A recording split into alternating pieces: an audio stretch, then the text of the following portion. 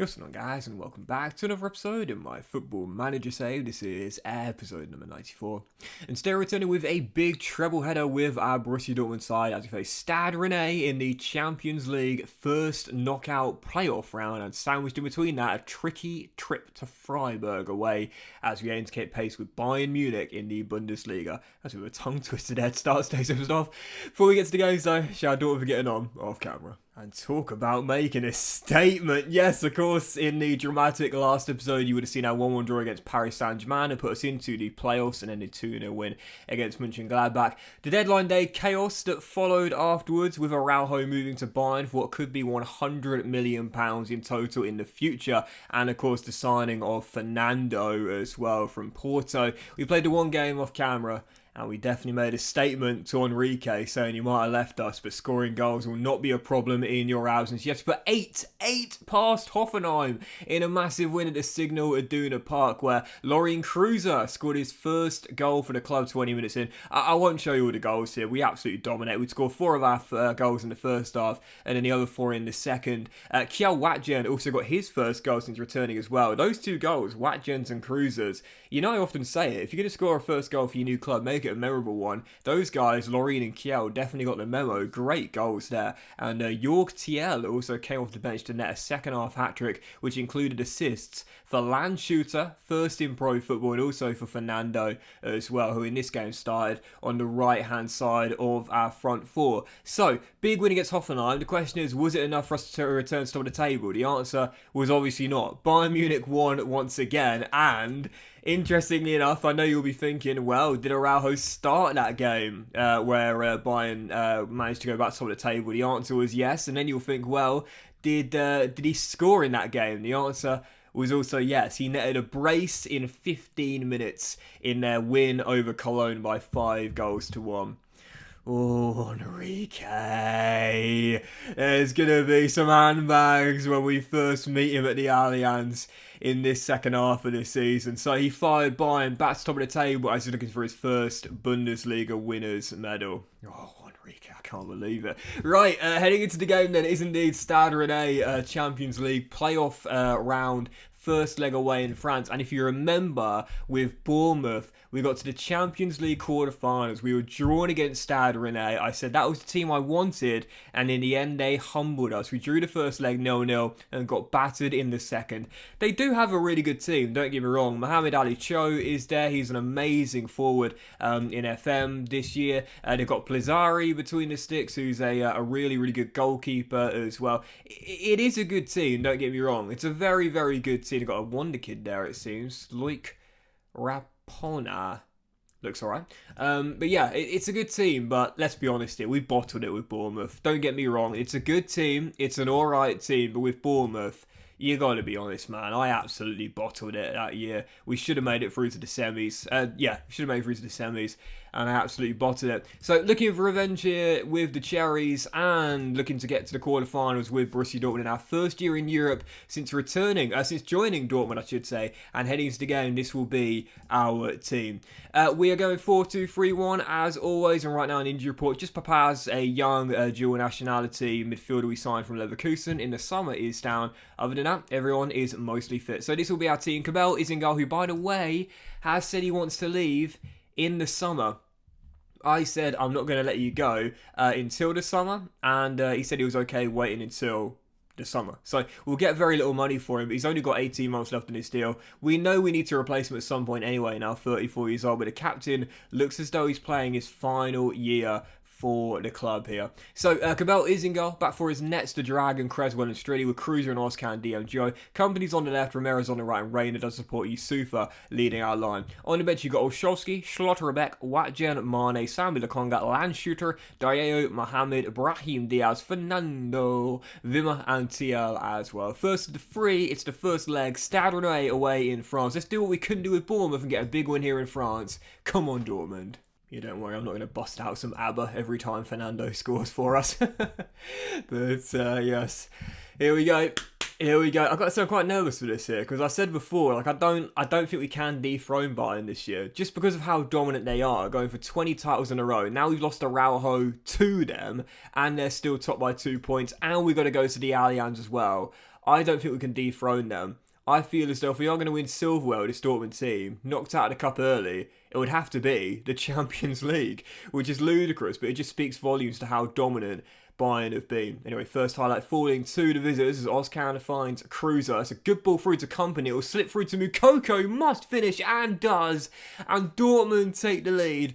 No Enrique? No problem. Yusufa fires us in front. I have no idea how that's Cruiser's assist, by the way. I really don't. It's a lovely ball to Company, but surely if Anthony doesn't get a touch, then it shouldn't go down as an assist for Loreen, because Moukoko was clearly not the intended recipient, and it clearly took a massive, massive touch off the defender, who diverted it the other side of his centre-half partner. How is that Cruz's assist? I don't know, but we'll take it because it looks good on the stat sheet. Even so, Dortmund have the lead, and we take an early one-goal lead here. Moukoko, sweat it! Oh, straight up Lazari. Company was there. Still, I don't mind that. He scored our opener, and that's what I want to see from Yusufa. Be more aggressive in this second half of the season. He was good in the first half, but he could have been better. Now Enrique's gone, I'm looking at him and saying, bro, I'm trusting you, mate. I'm putting all my eggs in one basket with you leading my line. Get us some more goals, and he might get another here. Lazari comes, gets nowhere near it, and Yusufa couldn't convert from 18 yards with the keeper stranded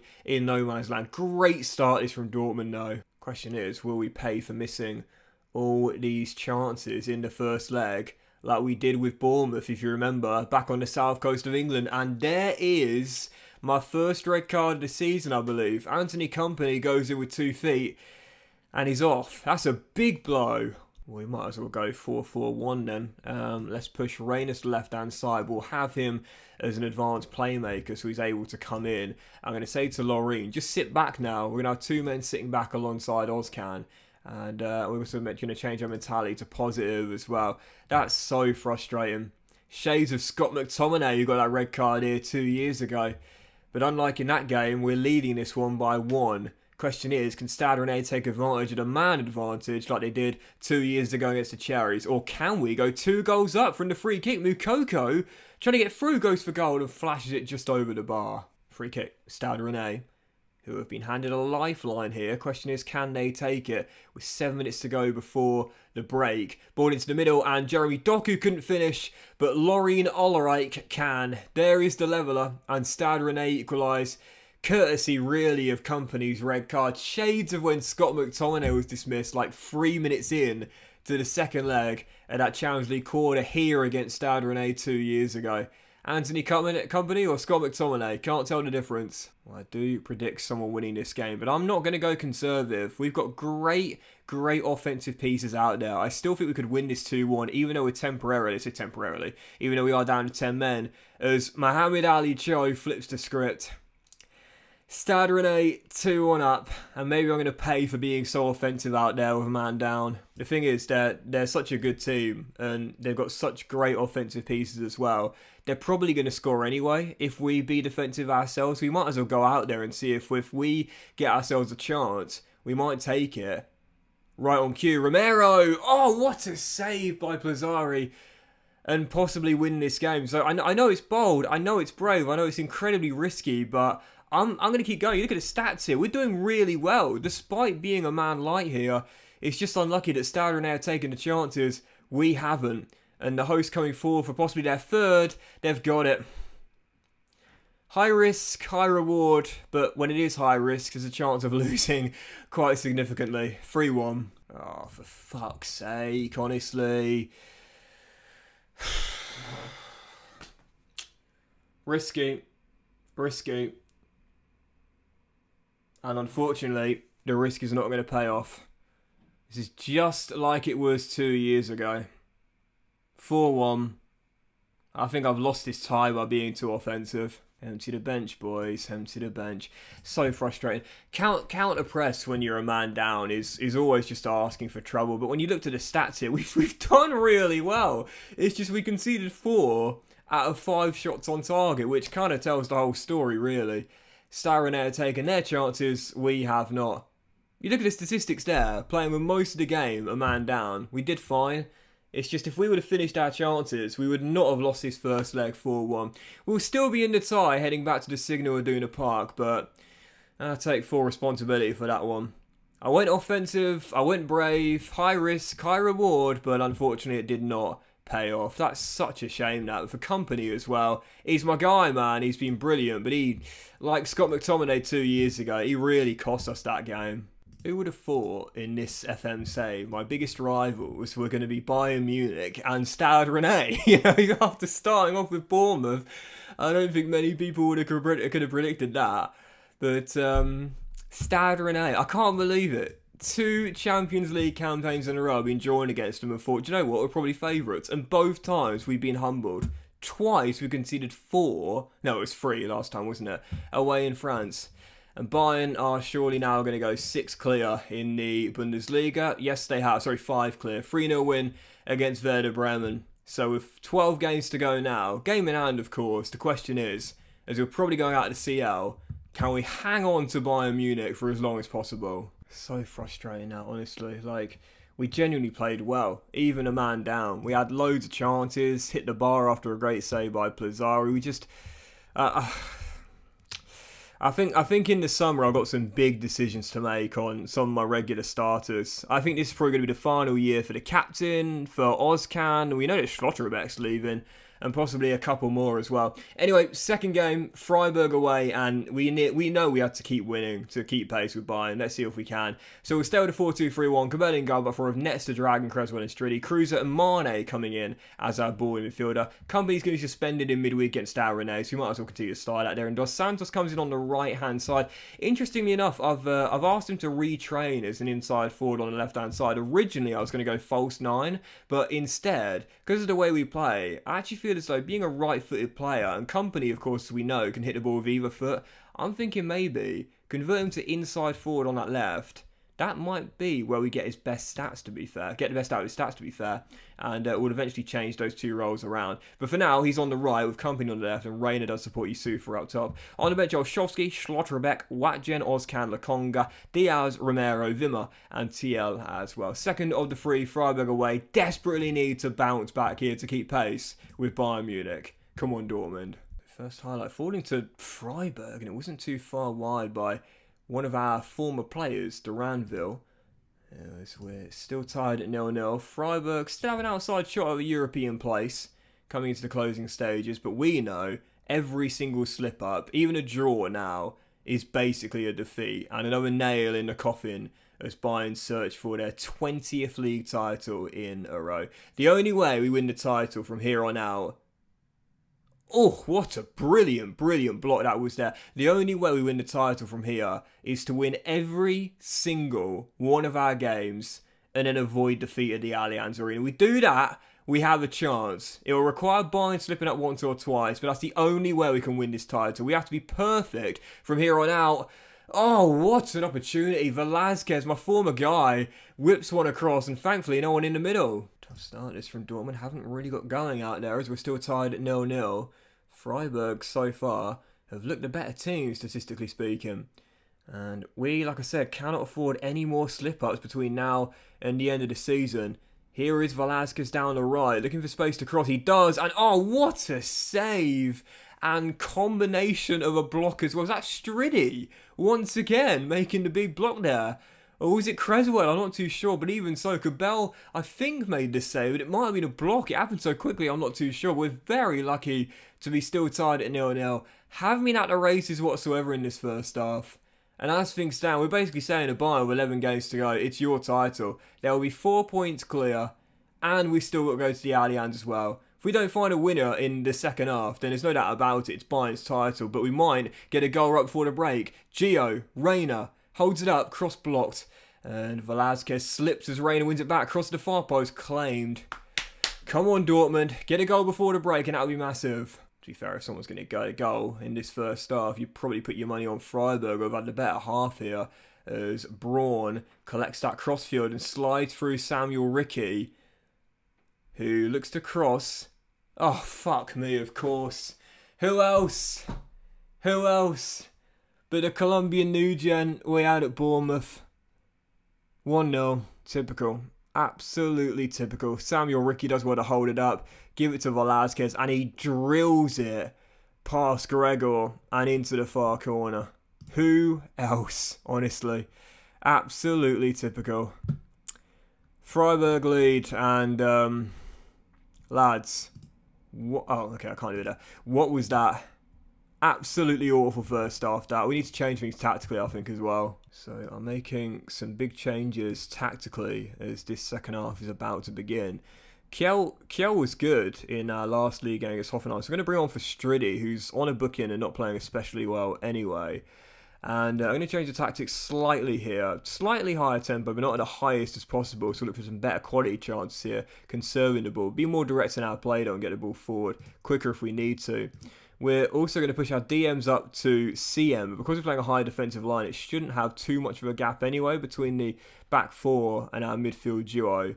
And that'll be it for now. Second half to begin. Two changes. Striddy and the Dragon off. And Kiel and Romero on that right hand side as Dos Santos comes to play as a box-to-box. To be fair, the stats he's got here, okay, tackling position ain't the best, but he's got a bit of strength, some really good stamina as well. And of course, if he arrives late in the area with those stats there, he should be able to finish from close range too. Second half to begin. We just didn't get going in the first half. We've got to get some chances in the second and try and find a leveller. Creswell sends it long to Romero. There we go. More direct passing, trying to get the ball up the pitch quicker as Dos Santos takes over. And Fernando, what a goal for his first since coming in. Moon to BBM. And again, when you look at the stats he's got there, he can do that role. Definitely.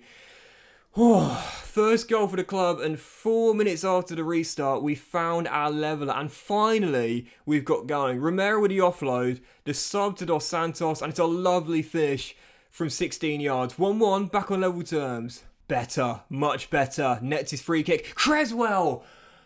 Onto the roof of the net. I thought that was in there. The ball always ripples the roof of the net in this year's FM when it goes over the bar. Doesn't matter how far it's gone over. It always showing the animations rippling the net, but come on, Dortmund. Come on. Good start to the second half here, but we need a winner.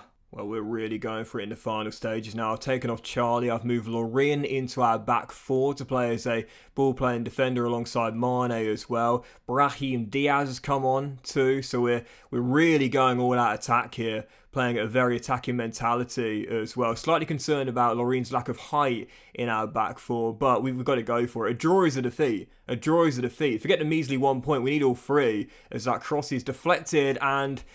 oh, I don't believe it. Penalty Freiburg, 7 minutes to go. We've done really well in this second half to get back in this, but penalty Freiburg and a chance for the host to win it. If this goes in, it is title for Bayern Munich, and I'm tempted to blow up the squad before the summer window even opens. Can Cabell provide heroics? He can't. Sent the wrong way. Bayern 20 years in a row. We just can't topple them yet. We're not good enough yet. A draw is a defeat, so we might as well have gone for it. And to be fair, we almost won it as well through that Creswell header. So, yeah, do you know what? I don't mind. At least we were much better in the second half after changing things tactically. But I've gone too offensive for the final 15. Far too offensive. But I've had to. We can't draw. You think Bayern are going to win 20 titles in a row by drawing these sort of games? No. I've mentioned this many times and I'll say it again. That is the difference between us and Bayern Munich. If we were to get a point here, it wouldn't be a terrible result. But for Bayern, anything other than 3 points is a disappointing result. Pack it up, boys. It's Bayern's title again. 20 years in a row. Enrique, you can have your winner's medal, but it's going to have an asterisk next to it. Fucking hell. We can't. We can't battle Bayern yet. We're still missing a star or two. Truth of the matter is, we would lose that game at the Allianz anyway. You know, we've lost to Bayern 3 times in a row in the league. The truth of the matter is, we'd lose this game. We'd lose this game anyway. So if it was a draw, then the gap would be at 4 points. They'll win that game, that'll be 7. Do you really see us being able to overcome a 7-point deficit in all of these games? No, because we'll still slip up once or twice anymore anyway. So, Bayern just too good. I don't know what it's going to take for us to topple them. I really don't.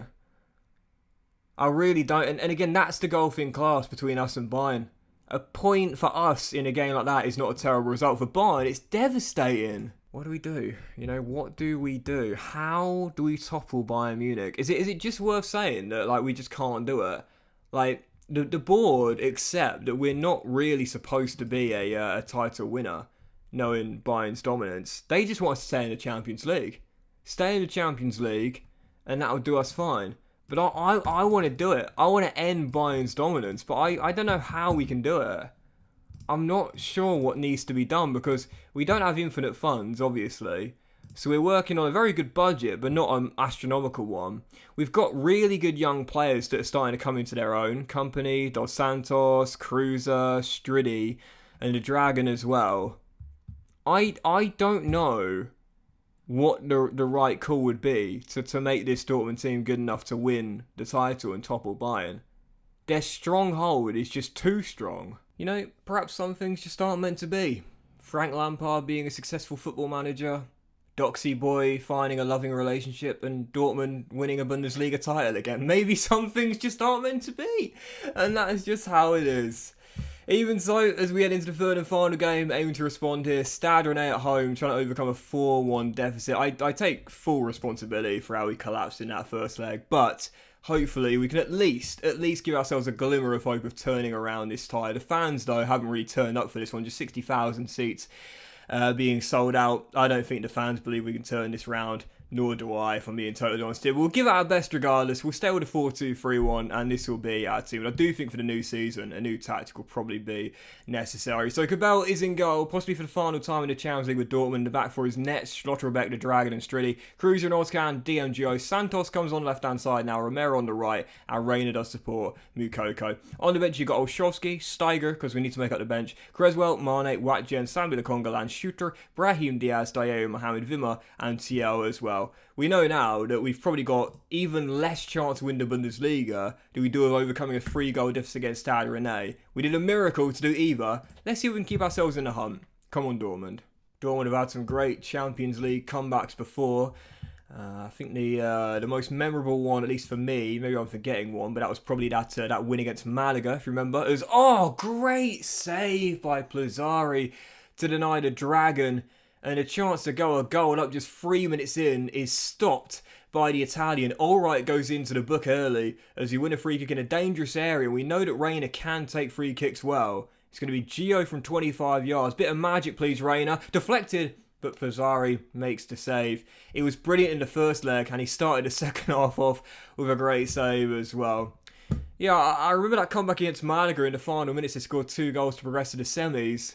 But we need even more of a miracle in this game here tonight. Had that goal gone in, it would have been a perfect start. Instead, I think already Stade Rennais have weathered the storm and know they've got 1 foot in the quarters. It's a ball over the top. This should be cut out by Schlotterbeck, and it is. And as Mukoko gives it back to Ozcan, Dos Santos evades one, and forward we go. Luca Romero, out wide to Stefano Striddy, and back to the Dragon. We need at least 1 goal in this first half. We might go on here. Reina's got 2 men in the middle, and our third gets in there as Mukoko nods it down. And Stade Rennais clear, and now come on the counter. We push bodies forward. It's Ulreich going down the right. He's got 3 red shirts in the middle. He's found Cho.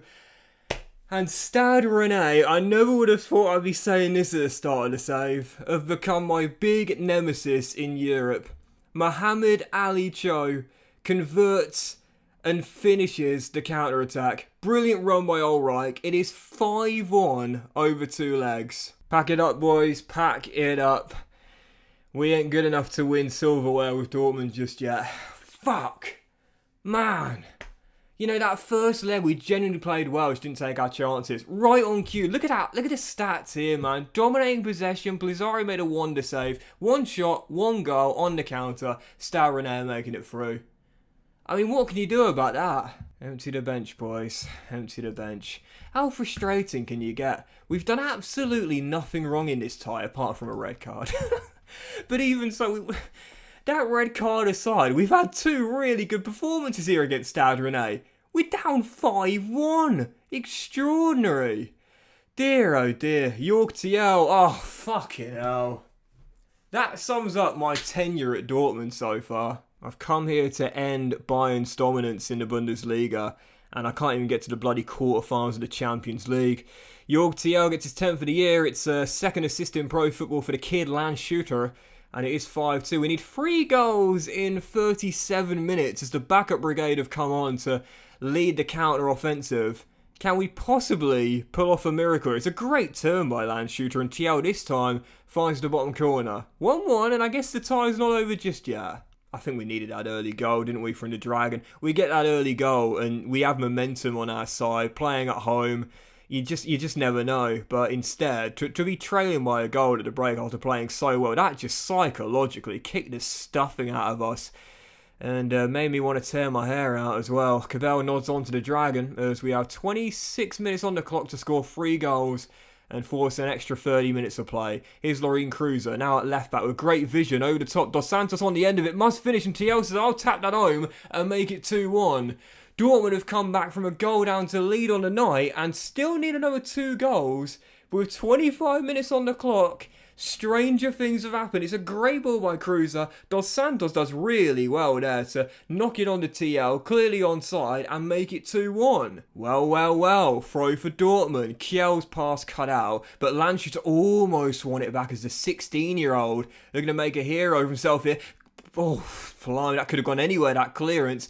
And Stade Rennais starting to panic a little bit here, as we lead the night by 1, but trail on aggregate by 2. If they get another goal, it will be all over. That will kill our counter-attack and counter-offensive. But instead, Dortmund had the bit between their teeth as Landshut, the 16-year-old, has done really well out there since coming off the bench. He's given it Lokonga, and forward we go. Dos Santos. Oh, now that could be a red. It is! Rennais down to 10. What a chance for Dortmund. Adrian Treffer lost out to Romero. Here's York TL. It's 3-1. Was the flag up? No, it stands. No VAR. 20 minutes to go and it's 3-1 on the night. And York TL's got a hat-trick in 25 minutes. Borussia Dortmund, from 4 goals down, now just need 1 more goal. Oh my goodness. It is one-way traffic as Borussia Dortmund go for the extra time period. Loreen Cruiser crosses. Romero! What a comeback! One of the all-time great European comebacks. Loreen floats onto the far post, and Romero, who was part of our comeback win to the Carabao Cup with Bournemouth back in season 4, has just headed us into extra time, or has he? 5 minutes to go. We stayed on very attacking, due to the amount of advantage to being at all one-way traffic. Surely Stade Rennais aren't going to win this. Surely not. That would be the cruelest thing you've ever seen. Surely not. Oh, I don't believe it. I don't believe it. How have we just bottled this? Fucking hell. All one-way traffic. Basically a training exercise. And somehow Stade Rennais have won it. I don't know what to say. I can't believe it. This is the history of Borussia Dortmund. This is Dortmund DNA. I don't know what to say. I can't believe it. What an unbelievable finish to what was supposed to be a fairy tale ending. Dortmund win the night after an amazing 4-goal swing in the second half, but lose it in the final 4 minutes to 10 men Stade Rennais. Borussia Dortmund or Tottenham Hotspur, I feel like it's the same club. I can't believe it. I'm proud of the comeback in the second leg and the second half in particular, but I can't believe we've just bottled that in the final 4 minutes. We were supposed to go to extra time and then win it in the final 30. Instead, Stade Rennais get one chance and make it through. That first leg victory is why they've made it through. And the hosts dumped me out of the Champions League for the second year in a row where I've been in it. I feel sick. Absolutely sick. This really does feel like the most Dortmund thing ever. But that will end today's episode. I can't believe it. That's it. We're out of the Champions League in embarrassing fashion. And we know now that the Bundesliga is probably gone as well. So we might as well return with that Bayern away there at the Allianz in Hamburg as well. I'll play 4 off camera and then come back with those 2 there, where we know it's now Bayern's title to lose once again as they go for 20 in a row. Dortmund are going to get knocked off the past winners list here. It's going to be all red, blue and white after this year, I think. How do we topple Bayern? How do we change Dortmund's DNA? That's the real question. Have a great day, guys. Much love, and I'll see you for the next episode of the Football Manager Save. I can't believe that. This has been the most Dortmund season ever. Very soon.